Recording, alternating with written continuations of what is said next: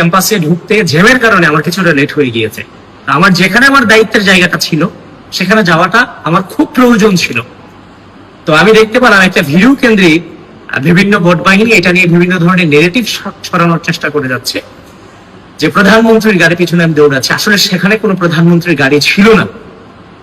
আমি লেট করে বিশ্ববিদ্যালয়ে আসার কারণে আমি আমার জায়গায় যাওয়াটা আমার খুব জরুরি ছিল, যার ফলশ্রুতিতে আমি দ্রুততার জন্য আমি যে দৌড়ে ওই জায়গাটাতে যাওয়ার চেষ্টা করতেছিলাম।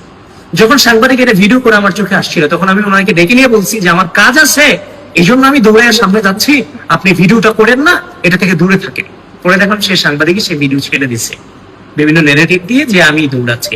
একটু আগে দেখলাম যে জাকসুর এবি জোবাইর এটাকে পোস্ট করেছে, তখন তাকে আমি ফোন করেছি, ফোন করে জিজ্ঞেস করলাম যে এই ভিডিওর আশেপাশে কি প্রধানমন্ত্রীর গাড়ি আছে? বলেছে না, প্রধানমন্ত্রীর গাড়ি তো নাই। বললাম তাহলে কেন ছাড়লাম?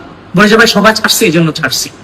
তখন তাকে যখন আমি বললাম সে দুঃখ প্রকাশ করে ভিডিওটা ডিলিট করেছে, তাকে আমি ধন্যবাদ জানাই।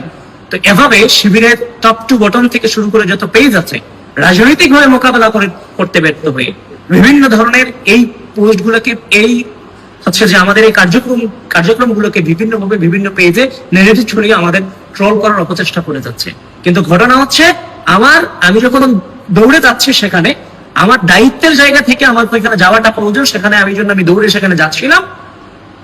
তো সেখানের আশেপাশে কোনো প্রধানমন্ত্রীর গাড়ি ছিল না। তো আপনি যে আমার দায়িত্ব পালনটা খুব জরুরি, সেখানে আপনারা আমাকে যাইতে দিবেন না?